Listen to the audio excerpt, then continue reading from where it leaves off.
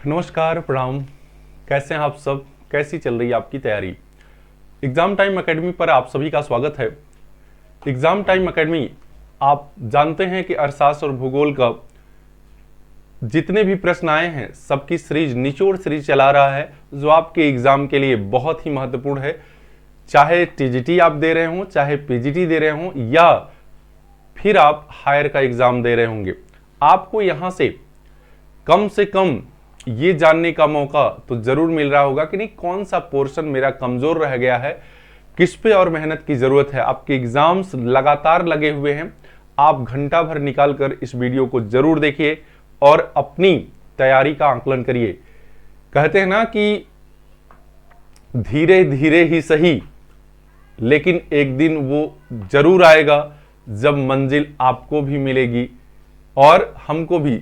हम इसलिए अपने लिए कह रहे हैं क्योंकि ये जान रहे हैं, चैनल अभी 2025 में स्टार्ट हुआ है और हम भी संघर्ष कर रहे हैं, आप जैसे संघर्ष कर रहे हैं। हमारी मंजिल है कि ज्यादा से ज्यादा तक हम पहुंच पाए, ठीक। और आपकी मंजिल है कि आपको लक्ष्य, आपका लक्ष्य आपको इस बार तो जरूर मिल जाए। तो आइए इसी प्रयास में हम सभी आगे बढ़ते हैं। आप केवल लाइक, सब्सक्राइब और शेयर करते जाइए और बाकी कुछ नहीं चाहिए, मैंने ये आपको बताया है। अर्थशास्त्र का आज का जो टॉपिक है, उपयोगिता एवं मांग की लोच से संबंधित है। बहुत सारे प्रश्न बहुत तरीके के पूछे गए इस पे, ठीक है। इसके पहले वाला वीडियो मांग की लोच पर आधारित था, जिसमें बहुत सारे तरह के प्रश्न। ये जो आज का लगा हुआ वीडियो, इसमें आप देखेंगे प्रश्न वही हैं, लेकिन पूछने का तरीका अलग अलग हो गया है, इसलिए मुझे ये फिर वीडियो बनानी पड़ी है उस पर, ठीक। और न्यूमेरिकल टाइप के प्रश्न जब आएंगे तो उनका हल आप कैसे करेंगे, क्या होता है, इसको ध्यान में रखकर ये वीडियो बनाई गई। देखिएगा, पहला प्रश्न जो लगा है, इसमें पूछ रहा है कि ऋणात्मक सीमांत उपयोगिता की प्रारंभिक अवस्था है। ऋणात्मक सीमांत उपयोगिता की प्रारंभिक अवस्था है, तो ये आप देख रहे होंगे हर बार क्वेश्चन घुमा घुमा के पूछते हैं ये लोग। ये टॉपिक बहुत महत्वपूर्ण है, तब तक आप सोचिए और उस प्रश्न का जवाब दीजिए। मैं आपको दिखा देता हूं कि ये देखिए, ये आपका x अक्ष है, ये y अक्ष है और ये x अक्ष है, ठीक है। ये मूल बिंदु आपका होता है।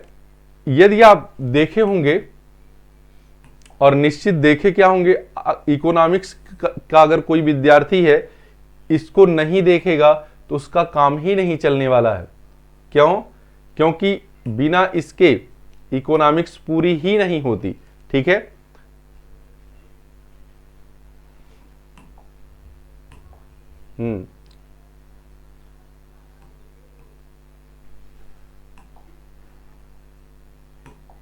देखिए,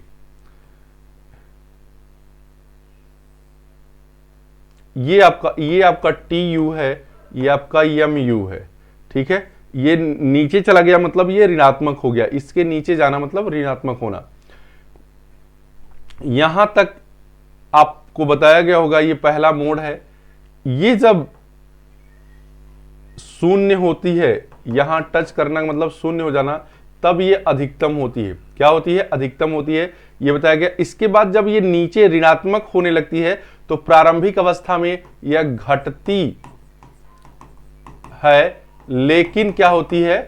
धनात्मक होती है, धनात्मक होती है। समझ में आई बात? घटती है लेकिन धनात्मक होती है। तो यही चीज आपसे पूछ रहा है। अब देखिए, इसमें कौन सा विचार आप लगा लिए होंगे? पहला नहीं, दूसरा नहीं, तीसरा नहीं, चौथा ऑप्शन, कुल उपयोगिता धनात्मक होती है। कुल उपयोगिता घटती है लेकिन क्या होती है? धनात्मक होती है। समझ में आ गया? आगे बढ़िए।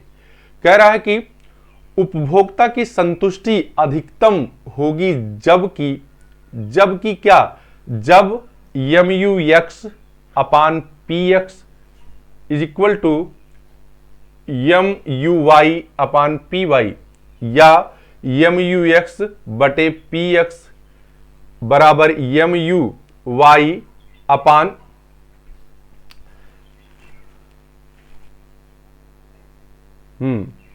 ये देखिए, ये x कर लीजिए, नहीं तो ये भी सही हो जाएगा। वो चूंकि जो टाइप करने वाले हैं उनके द्वारा ये गलती की गई है। खैर ठीक है, दोनों एक ही सेम ही ऑप्शन हो गया था। ठीक, एम यू वाई अपान P X, M U Y अपान पी एक्स या एम यू एक्स बटे एम यू वाई बराबर एम बराबर पी वाई अपान पी एक्स या एम यू वाई अपान एम यू वाई गुणे पी एक्स अपान पी वाई बराबर 1। ठीक है, तो इसमें से कौन सही है? आप जब जब देखे होंगे कि उपभोक्ता कब संतुष्टि में होता अधिकतम, जब वो जितनी कीमत दे रहा है उतने के बराबर उसको संतुष्टि मिल जाए, तो हम कहते हैं उपभोक्ता क्या है, उसकी अधिकतम संतुष्टि प्राप्त कर रहा है। और ये ऑप्शन बता रहा है कि कीमत और उपयोगिता दोनों क्या हो गई, बराबर हो गई है। एम यू एक्स अपान पी एक्स बराबर एम यू वाई अपान पी वाई। ठीक है, क्लियर? आइए आगे की बात करते हैं। कह रहा है एकाकी मांग लोच का अर्थ होता है। एकाकी, देखिए केवल तरीका बदल गया है पूछने का। एकाकी मतलब वही इकाई, इकाई मांग लोच पूछ रहा है ये, मतलब ईपी बराबर 1। देखिए ये कौन सा ऑप्शन ये बात पूरी कर रहा है, शून्य नहीं, एक से अधिक नहीं, इकाई के बराबर, यानी इकाई के बराबर को एकाकी मांग की लोच कहते हैं। क्लियर हो गया? आगे कह रहा कि 5 रुपए प्रति इकाई मूल्य, 5 रुपए, ध्यान से देखिएगा न्यूमेरिकल है, 5 रुपए प्रति इकाई मूल्य पर उस वस्तु की 20 इकाइयां मांगी जाती हैं। यदि वस्तु का मूल्य घटकर 4 रुपए हो जाता है, कितना, 4 रुपए हो जाता है, जिससे मांग बढ़कर कितनी हो जाएगी, 20 के जगह पे 25 हो गई, तो मांग की लोच आपको ज्ञात करनी है। क्या ज्ञात करनी है? मांग की लोच ज्ञात करनी है। ठीक है, तो मांग की लोच बराबर आपको बताया गया है, ईपी बराबर मांगी गई मात्रा में प्रतिशत परिवर्तन बटे कीमत में प्रतिशत परिवर्तन। ठीक है, यहां से भागना नहीं है, बहुत आसान है। ठीक, बस केवल उसी पर रख देना है। अब देखिएगा मांगी गई मात्रा में प्रतिशत परिवर्तन, जब 5 रुपए था तो 20 रुपए मांगी जा रही थी, यानी 5 रुपए था तो 20 इकाई मांगी जा रही थी, गुणे 100, प्रतिशत की बात है तो गुणे 100। ठीक है, बटे कितना हो गई कीमत, अब घटकर 4 रुपए हो गई। कितनी हो गई? घटकर 4 रुपए हो गई, तो कितनी मांगी जा रही है, 25 इकाई के बराबर मांगी जा रही। ठीक है, यानी 1/25, 1 का परिवर्तन हुआ ना, 5 में से अगर 4 घटा देंगे तो 1 बचेगा। ठीक है, वही 1 बटे कितना लिखा गया, 25। 1 इकाई के परिवर्तन में 1 रुपए का परिवर्तन हुआ है, 1 रुपए मात्र अंतर आया है, तो इसीलिए 1 बटे कितना लिखा गया, 25। ठीक है,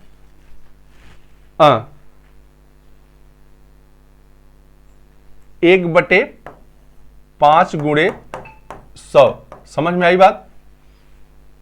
1/5 गुणे मतलब 1 इकाई के परिवर्तन में 5, ये 5 कहां से आया है, 25 में से 20 घटाएंगे तो 5 आ जाएगा, 5 में से 4 घटाएंगे तो 1 आ जाएगा। मतलब कितना परिवर्तन, 1 रुपया अगर घटा है मूल्य तो 5 इकाई और बढ़ गई है, गुणे 100। ठीक है, इसको अगर आप ऐसे डायरेक्ट गुणा करके देख लेंगे तो कितना, 500/20 हो जाएगा। ठीक है, बटे फिर 100/5 हो जाएगा। अगर आप इसको काट लेंगे, ठीक है, तो कितना हो जाएगा, 25/20, और 25/20 को जब काटेंगे तो 1.25 आएगा, यानी ये आपका सही है। ठीक है, ये ऑप्शन आपका सही है 100%। इसी तरह से आप लगा लीजिएगा, जब भी प्रश्न पूछा जाए परिवर्तन कैसे है उसको निकाल कर देखना पड़ेगा कि कितना घटा है कि कितना बढ़ा है। ठीक है, उस एक के घटने और बढ़ने से कितनी मात्रा में परिवर्तन हो रहा है। ठीक है, हाँ आगे, उदासीनता वक्र नीचे की ओर ढालू होते हैं। देखिए उदासीनता वक्र का भी आ गया है प्रश्न, तो देखिएगा नीचे की ओर ढालू होते हैं क्यों? दो वस्तुओं x व y की मान्यता के कारण, घटती सीमांत प्रतिस्थापन दर की मान्यता के कारण, घटती सीमांत उपयोगिता मान्यता के कारण, नहीं, घटती सीमांत प्रतिस्थापन दर के कारण। ठीक है, घटती सीमांत प्रतिस्थापन दर के कारण क्या होता है? ये क्या होते हैं? ढालू होते हैं, ऊपर से नीचे की तरफ गिरते हुए होते हैं, ये स्वरूप होता है इनका। ठीक है, इंडिफरेंस कर्व इसे कहते हैं, घटती सीमांत प्रतिस्थापन के कारण। आगे है कि यदि किसी वस्तु की कीमत 50 रुपए हो, सीमांत आय 40 इकाई के बराबर हो, तो कीमत की सापेक्ष मांग की लोच क्या होगी? यदि किसी वस्तु की कीमत 50 रुपए हो, पहले ध्यान दीजिएगा, वस्तु की कीमत कितनी है? 50 रुपए है, सीमांत आय 40 इकाई के बराबर है, तो कीमत की सापेक्ष मांग की लोच होगी, सापेक्ष मांग की लोच होगी। तो मैं आपको बता दूं, यहां एक आपने सूत्र पढ़ते समय पढ़ा होगा, ठीक, क्या? ईपी बराबर पी अपान पी माइनस, ठीक है, देखिएगा पी माइनस एम आर। कभी कभी ये खुद पूछ देता है, ठीक है, ये बहुत इंपॉर्टेंट सूत्र है आई, और कभी कभी सूत्र ही पूछ देता है, इसलिए ध्यान रखिएगा। इसी पर अपना ऊपर वाला जो न्यूमेरिकल पूछा गया है उसी को रख दीजिए, आपका आंसर आ जाएगा। ठीक है, तो P कितना है? P बस P कितना? 50। ठीक है, फिर P यहां 50 माइनस MR कितना है? ये सीमांत आय है ना, MR ये 40 है, 40। ठीक है, 50 अपान 50 माइनस 40, इसको हल करेंगे तो आप देखेंगे 50 बटे 10 हो जाएगा। कितना हो जाएगा?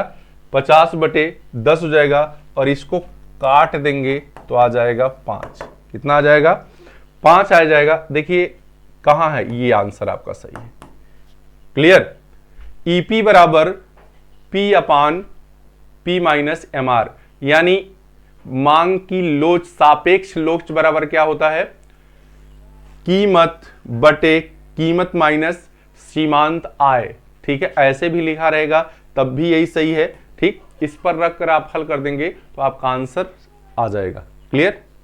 कह रहा है कि एक समोत्पाद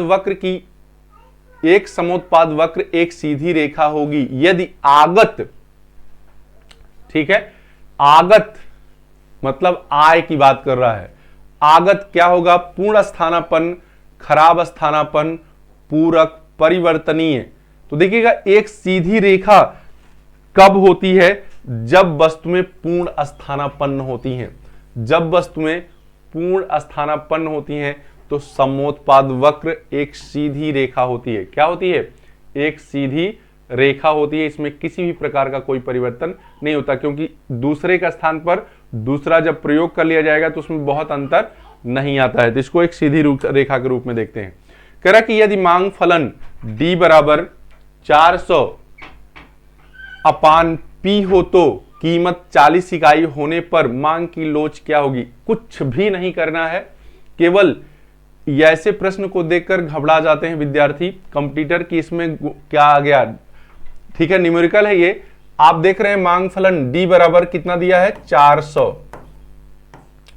अपान P, तो इसी 400 बटे P 40 दिया है, आप क्या करेंगे, काट देंगे, ठीक है। 10 चौक को 40, कितना आ गया,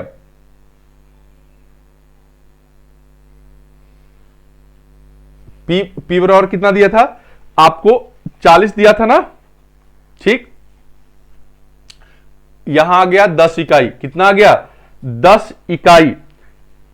आप देखिएगा 10 इकाई के बराबर आया है, और यदि इसको आप और आगे, Q बराबर यहां आ गया कितना, Q बराबर 10, Q बराबर 10। ये अगर लंबा आप हल करेंगे, ईपी ज्ञात करने के लिए एक सूत्र आता है, ईपी बराबर क्या होता है, देख लीजिए, डेल्टा Q बटे डेल्टा P, डेल्टा Q बटे डेल्टा P माइनस, ठीक है,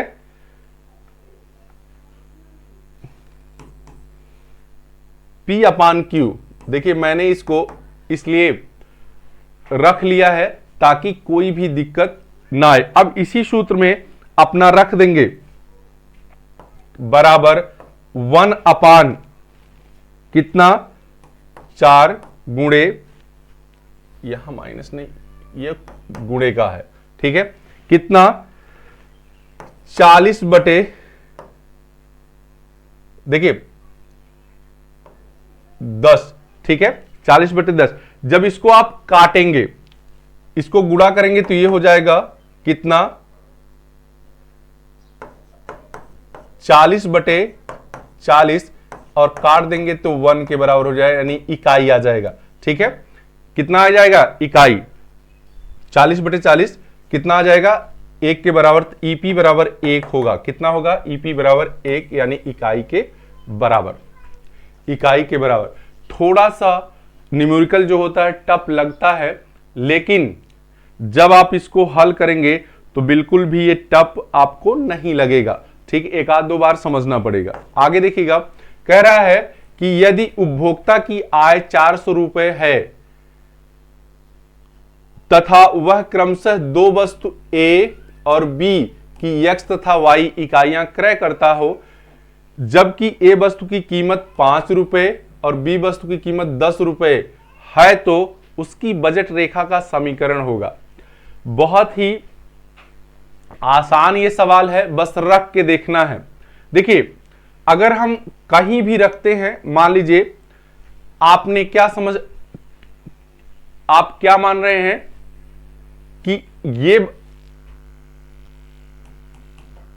इसकी 20 इकाइयां आप खरीद रहे हैं, कितनी, 20 इकाइयां, और Y की 30 इकाइयां खरीद रहे हैं, मान लीजिए। अब इसी 20 और 30 को रख कर देख लीजिए किसी समीकरण में, देखिए कौन सा पूरा करता है। अगर इसमें आप x बराबर 20 मान लेंगे तो 20 25 100 हो जाएगा, प्लस 30 मानेंगे, 3 दहा में 30 हो जाएगा, 100 प्लस 300 बराबर 400, यानी ये यही क्या होगा, सही होगा। बाकी किसी में आप रख के देख लीजिए, इससे अधिक हो जाएगा, इसलिए सभी गलत है। सही कौन सा होगा, पहला, ठीक है, यानी 20 इकाई और इसकी 30 इकाई, एक मानकर आपको रख कर देखना पड़ेगा कि बजट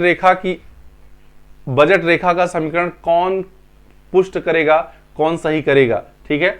कभी कभी हम क्या होते हैं, ज्यादातर यूपी वाले बच्चे जो इलाहाबाद यूनिवर्सिटी के अलावा अन्य यूनिवर्सिटी से पढ़ रहे हैं, वहां पर न्यूमेरिकल बहुत ज्यादा नहीं हल कराया जाता, तो समस्या बन जाती कि ये क्या आ गया है, ठीक। तो इसको आपको देखना पड़ेगा, ये द्विघात समीकरण की तरह है, किसकी तरह है, द्विघात समीकरण की तरह। तो ये 5x प्लस 10y बराबर 400 यही पुष्ट करेगा, बाकी आप किसी में रख कर देखेंगे तो सही नहीं आएगा। अगला है कि आयताकार अतिपरवलय वक्र की लोच बराबर होती है। तो देखिए जब भी आयताकार अतिपरवलय बात आ जाए, आयताकार अतिपरिवलय बात आ जाए, तो ये हमेशा इकाई होती है। क्या होती है, एक होती है, एक से ना कम होगी ना एक से अधिक होगी, इकाई, इकाई के बराबर। इकाई के बराबर का मतलब आप समझिए, जितना कीमत में परिवर्तन हो रहा है उतना ही मांग में परिवर्तन हो, दोनों बराबर। यानी जैसे 10% यदि कीमत चेंज हो रही है, ठीक है, तो 10% कितनी मांग में भी परिवर्तन हो रहा है।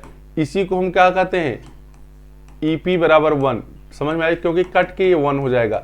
इसी को व्यक्त किया जाता है किससे, आयताकार अति परवलय वक्र से। इसी को कहते हैं आयताकार अति परवलय वक्र, ठीक है, जो इकाई के बराबर लोच को दिखाता है।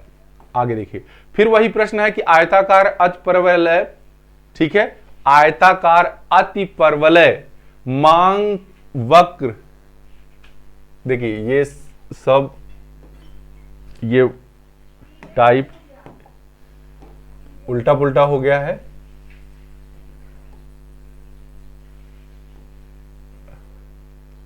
यहां आप वक्र कर लीजिए। वक्र की मांग की लोच कितनी होती है, इकाई के बराबर होती है, इकाई के बराबर। आयताकार अति परवलय वक्र की मांग की लोच क्या होती है, इकाई के बराबर होती है। निम्नलिखित मांग वक्रों में से कौन सा स्थिर लोच वाला वक्र नहीं है, स्थिर लोच वाला वक्र नहीं है। आप ये ध्यान दीजिए, रैखिक, क्षैतिज, आयतीय अति परवलय या ऊर्ध्व, जल्दी से बताइएगा। स्थिर लोच वाला वक्र नहीं है, ठीक है, नहीं है। तो देखिएगा,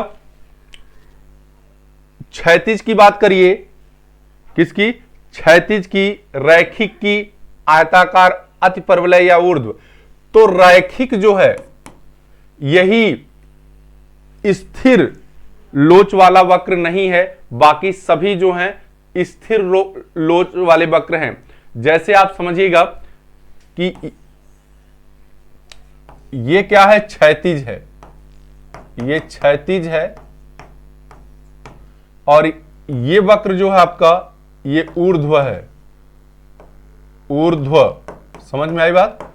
और ये जो अभी आयताकार अति परवलय खींचे हैं, ये आयताकार अति परवलय सब में क्या है, स्थिर है, न मांग घट, लोच न बढ़ रही है न घट रही है, इकाई के बराबर है, ठीक है, इकाई के बराबर है। समझ में आई बात। एक चीज ये भी ध्यान दीजिए, ये अनंत को दर्शाता है, ये बिल्कुल बेलोच को दर्शाता है। अगर डी इस तरह से हो जाए तो ये बेलोच को दर्शाता है और ये अनंत को दर्शाता है। समझ में आई बात। लेकिन अगर रैखिक है तो यह स्थिर नहीं माना जाएगा, ये ऊपर और नीचे अप डाउन करता हुआ मिलेगा, इसीलिए इसमें रैखिक सही होगा। क्या होगा, रैखिक। क्लियर। आगे कह रहा कि आयताकार अति परवलय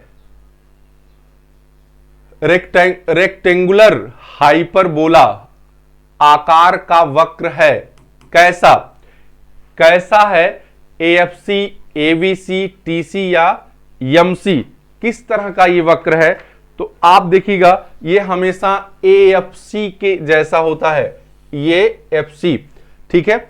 ये कभी कभी एवरेज फिक्स कास्ट इसे कहते हैं, average fix cost, average fix cost मतलब औसत स्थिर लागत की तरह होता है। पूछ देगा कभी औसत स्थिर लागत, मैंने इसीलिए इस प्रश्न को ले लिया है क्योंकि आयताकार अति परवलय तीनों आकार, तीनों तरह की बातों में से एक बार जरूर आएगा। चाहे पूछ ले एएफसी वक्र का स्वरूप कैसा होता है, आयताकार अति परवलय होता है। समझ में आई बात। इसकी लोच कितनी होती है, इकाई के बराबर होती है। कितनी होती है, इकाई के बराबर होती है। इसलिए इस प्रश्न को, हालांकि ये प्रश्न कहां का है, उत्पादन का है, लेकिन इसमें आ गया है तो आप इसका जवाब जान लीजिए। कह रहा है कि आप बाजार में वस्तु की कीमत उसकी उपयोगिता के बराबर देते हैं, उसकी सीमांत उपयोगिता के बराबर देते हैं, विक्रेता को भाव बताता है वही देते हैं, या आप स्वयं जो देना चाहते हैं वह देते हैं। देखिए बाकी प्रश्न पे विचार ही नहीं करना है। दो चीज आपको कंफ्यूज करती, उसकी उपयोगिता के बराबर देते हैं या उसकी सीमांत उपयोगिता के बराबर देते हैं। ठीक है, तो जब इस तरह का प्रश्न आया और सीमांत छपा हो तो जान लीजिएगा सीमांत उपयोगिता के बराबर देते हैं। यही कारण है कि जल ज्यादा उपयोगी तो है लेकिन उसकी कीमत हीरे से कम है, जबकि हीरे की सीमांत उपयोगिता, ठीक है, जल से ज्यादा अधिक है। समझ में आई बात। जल हीरा विरोधाभास एडम स्मिथ का ये लोग सुलझा नहीं पाए थे क्योंकि ये लोग सीमांत उपयोगिता का जिक्र नहीं करते थे, कुल उपयोगिता की बात करते थे। कुल उपयोगिता तो जल की अधिक है, लेकिन सीमांत उपयोगिता किसकी अधिक है? सीमांत उपयोगिता हीरे की अधिक है, इसलिए हीरे की कीमत ज्यादा है। ठीक है, किससे? जल से। आगे कह रहा है कि समोत्पाद वक्र का ढाल मापता है प्रतिस्थापन की सीमांत दर, पैमाने के प्रतिफल, घटते सीमांत प्रतिफल या सीमांत उत्पादन का अनुपात। समोत्पाद वक्र से एक क्वेश्चन आ गया है, तो आप जानिएगा क्या नापता है? प्रतिस्थापन की सीमांत दर नापता है। समोत्पाद वक्र का ढाल क्या बताता है? प्रतिस्थापन की सीमांत दर। ठीक है, या सीमांत प्रतिस्थापन दर, ये ऐसे भी लिख देगा, सीमांत प्रतिस्थापन दर। ठीक है, EMRS। ठीक है, आइए आगे है कि कुल उपयोगिता अधिकतम होती है। कुल उपयोगिता कब अधिकतम होती है? कई बार ये प्रश्न पर जिक्र हो चुका है, जब सीमांत उपयोगिता शून्य होती है। जब सीमांत उपयोगिता शून्य होती है। आगे बढ़ जाइए। कह रहा है सीमांत उपयोगिता को जिस सूत्र से ज्ञात किया जा सकता है वह है। सीमांत उपयोगिता से को जिस सूत्र से नापा जाता है वह कौन सा सूत्र है? तो देखिएगा, TUN माइनस TUN-1 पहला ही सूत्र सही है, इसको मैं लिख देता हूं और आप इसी को ध्यान में रखिएगा। TUN माइनस TUN-1 कई बार ऐसे पूछा जाएगा, बाकी कोई भी सही नहीं है। दूसरे में प्लस दे दिया है, तीसरे में MU इस तरह की बात कर दिया है। सीमांत उपयोगिता हमेशा कुल उपयोगिता से निकाली जाती है। सीमांत उपयोगिता हमेशा किससे? कुल उपयोगिता से निकाली जाती है। समझ में आ रही बात? आप जैसे ऐसे जान लीजिए, जैसे एक सेब, आप एक सेब से उपयोगिता कितनी? 10 के बराबर मिल रही है। दूसरे सेब से उपयोगिता कितनी? 15 के बराबर मिल रही है। तो सीमांत उपयोगिता अगर बात करेंगे तो कितनी हो जाएगी? 15 माइनस 10 यानी 5। MU बराबर कितनी हो जाएगी? 5। तो ये सूत्र यही बता रहा है आपका। आगे कह रहा है कि अंतिम इकाई से जो उपयोगिता मिलती है उसे ही हम सीमांत उपयोगिता कहते हैं। कह रहा है कि आय में क्षतिपूरक परिवर्तन की दर, आय में क्षतिपूरक परिवर्तन पर निर्भर करता। आय में क्षतिपूरक परिवर्तन पर क्या निर्भर करता है? हिग्स की स्थानापन्न, स्लॉट्स्की की स्थानापन्न प्रभाव या उपरोक्त दोनों। देखिए ये प्रश्न फिर जैसे आप समझिए मिसलेनियस टाइप का आ गया है। तो आय में क्षतिपूरक परिवर्तन की बात अगर करते हैं तो कौन करता है? हिग्स करते हैं। कौन करता है? हिग्स करते हैं आय में क्षतिपूरक परिवर्तन। ठीक है, कौन करता है? हिग्स। आगे कह रहा है कि एंजिल के नियम के अनुसार खाद्य पदार्थों की मांग की लोच, एंजिल के नियम के अनुसार खाद्य पदार्थों की मांग की लोच इकाई से कम, इकाई के बराबर या इकाई से अधिक होती है। एंजल आय और उपभोग वक्र में संबंध को बताता है। आय और उपभोग वक्र में संबंध को बताता है। और यह क्या, इसकी अगर मांग की लोच की बात करें तो यह क्या होती है? इकाई से कम होती है। मतलब कीमत में जितना परिवर्तन होता है उससे कम मांगी गई मात्रा में परिवर्तन होता है। कहने का मतलब यह है कि ये आवश्यक वस्तुओं के संबंध में होगा इस तरह से। किसमें? कि यदि बहुत ज्यादा खाने पीने की चीजें का दाम बढ़ जाए तो ऐसा तो नहीं है कि आप बिल्कुल नहीं खाएंगे, खाएंगे। ठीक है, खाएंगे तो जरूर, भले थोड़ा मोड़ा कम कर सकते हैं लेकिन खाएंगे। अब वही है कि अगर कीमत एकदम घटने लगे तो ऐसा तो नहीं है कि बहुत ज्यादा खाने लगेंगे, थोड़ा सा ज्यादा खा सकते हैं। इसीलिए कह रहा है कि इसमें परिवर्तन क्या होता है? मांग की लोच क्या होती है? इकाई से कम होती है। कह रहा है कि गिफिन वस्तु के संबंध में कीमत उपभोग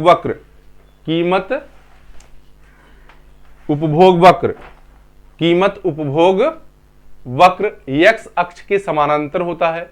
y अक्ष के समानांतर होता है, दोनों अक्ष के मध्य होता है, 45 अंश का कोण बनाएगा या किसी अक्ष की ओर झुक जाएगा, किसी एक अक्ष की ओर झुक जाएगा। जल्दी से इस प्रश्न का जवाब दीजिए, देखिएगा क्या होता है।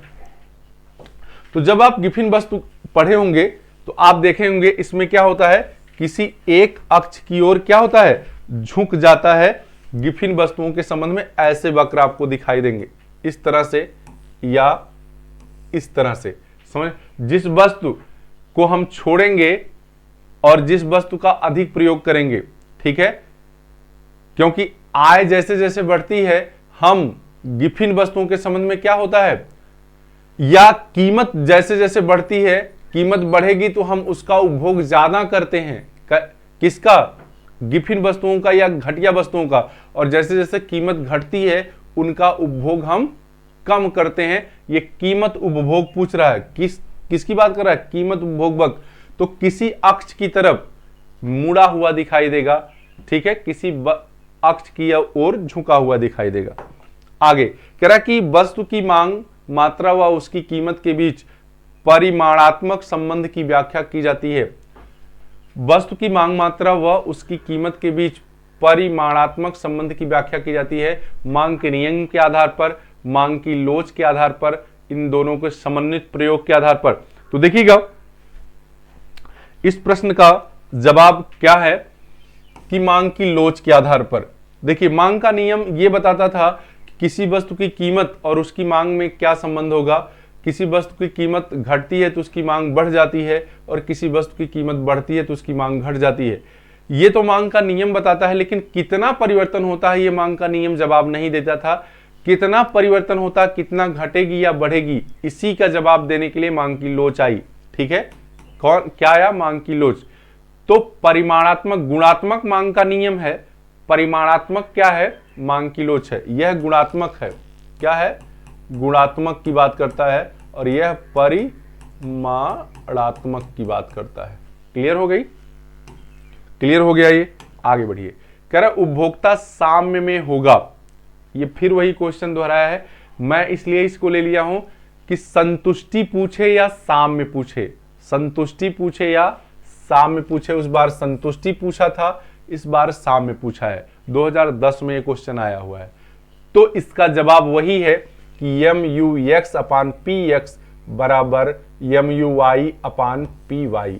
पहला ऑप्शन सही है। ठीक है, आप इसको क्या कर सकते हैं, थोड़ा सा दिख नहीं रहा होगा तो मैं चटक कहते हैं ना, चटक कर देता हूं, बराबर PY। क्लियर, यही सही है, बाकी कोई नहीं। वहां साम्य पूछा, वहां संतुष्टि पूछा था, यहां साम्य पूछा है। आगे है कि एक सीधी रेखा वाले मांग वक्र के मध्य मांग की लोच क्या होती है, इकाई के बराबर होती है। यदि सीधी रेखा पूछ दे, ठीक है, तो मांग की लोच क्या होगी, इकाई के बराबर होगी। आगे है कि निम्नलिखित में कौन सही है, निम्न में कौन सही है, जल्दी से बताइएगा, निम्न में कौन सही है।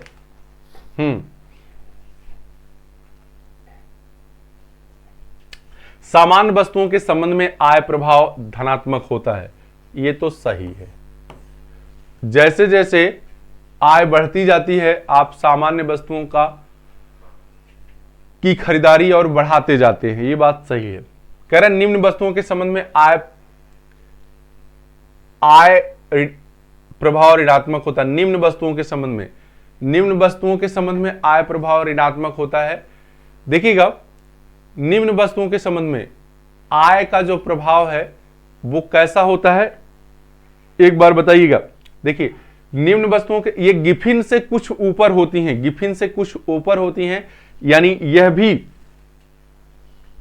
क्या है, निम्न वस्तुओं के संबंध में आय प्रभाव ऋणात्मक होता है। यानी जैसे जैसे आय बढ़ेगी वैसे वैसे निम्न वस्तुओं का उपभोग एकदम नहीं घटेगा, क्योंकि गिफिन होता तो ऋणात्मक हो जाता, गिफिन होता तो क्या हो जाता, ऋणात्मक हो जाता। लेकिन निम्न वस्तुएं दिया है, निम्न वस्तुएं थोड़ा सा अच्छी होती हैं, तो कुछ हद तक इनका प्रभाव क्या होता है, धनात्मक हो सकता है। ठीक है, यानी ये सही हो सकता था लेकिन एकदम सही नहीं है।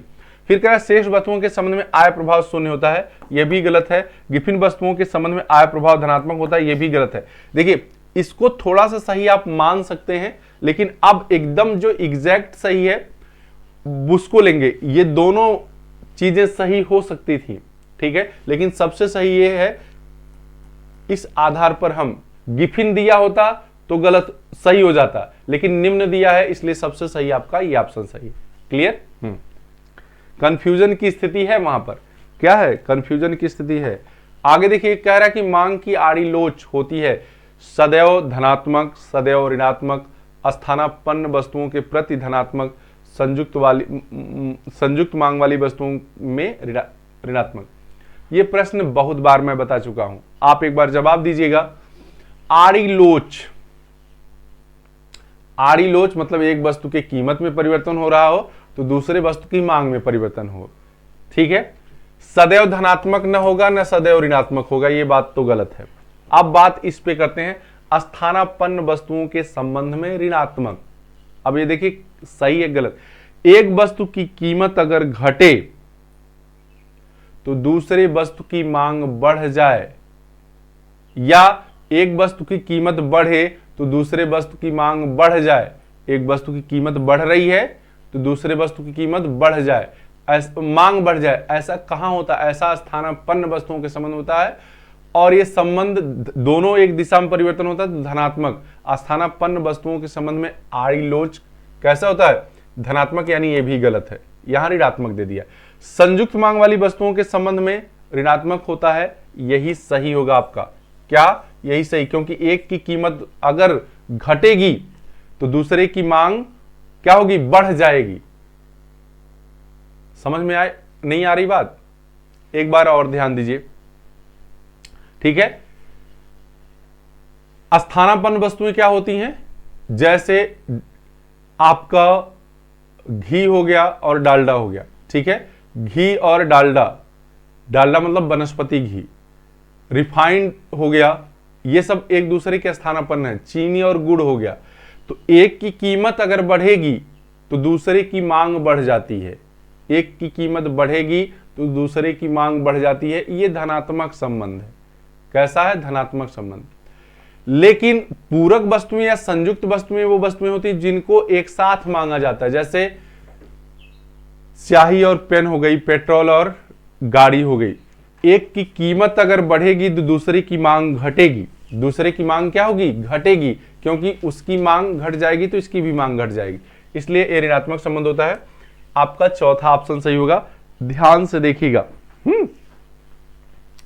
अब देखिए आगे कह रहा है कि जब मांग वक्र एक्स अक्ष के समानांतर एक सीधी रेखा के रूप में होता है तो यह बताता है कि मांग की लोच। देखिए यह वाई अक्ष है, यह एक्स अक्ष है।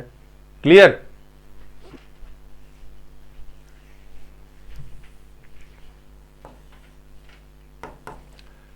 कह रहा है कि मांग वक्र इसके समानांतर हो जाए। किसके? एक्स अक्ष के समानांतर हो जाए। एक्स अक्ष के समानांतर क्या हो जाए? मांग वक्र। अब आप देख सकते हैं, तो ऐसी स्थिति में क्या होगा? मांग की लोच अनंत होती है। क्या होती है? अनंत।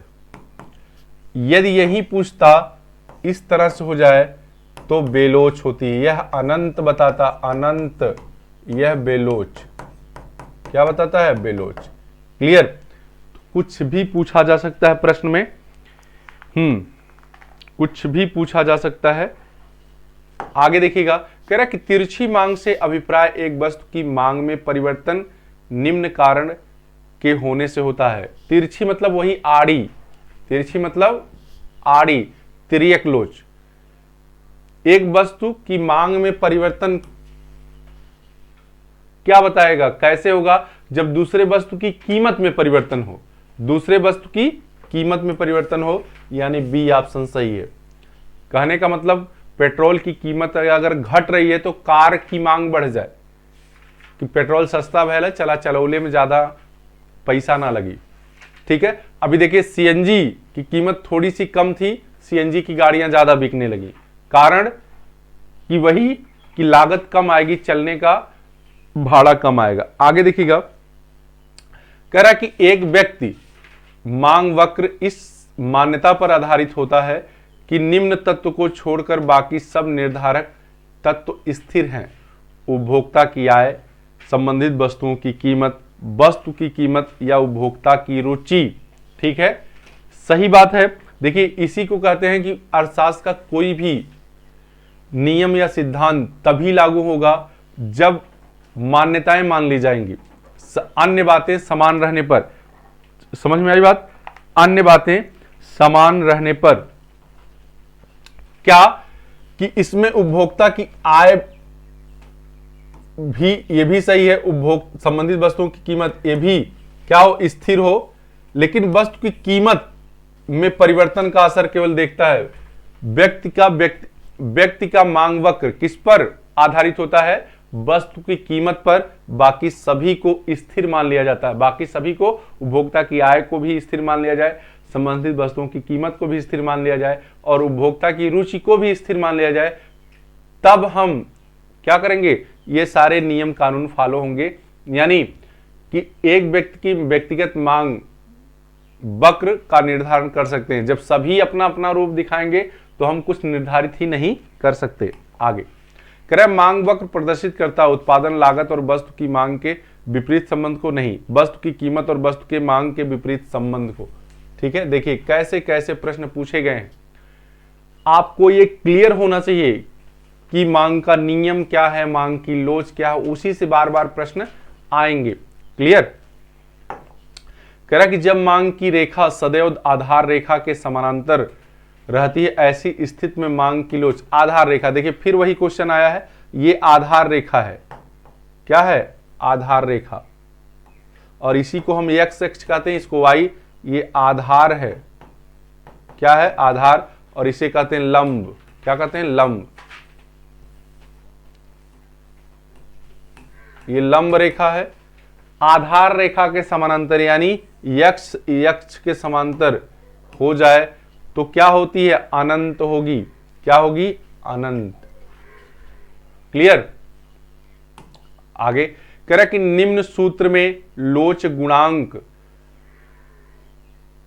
ठीक है, क्वेश्चन मार्क दिया है, अपान कीमत में प्रतिशत परिवर्तन, ऊपर क्वेश्चन मार्क के स्थान पे क्या होगा? अभी इसी सूत्र का जिक्र मैंने किया था, मांग में प्रतिशत परिवर्तन। मांग में प्रतिशत परिवर्तन, ये मांग, वही लोच गुणांक या ईपी बराबर, ईपी बराबर मांग में प्रतिशत परिवर्तन बटे कीमत में प्रतिशत परिवर्तन।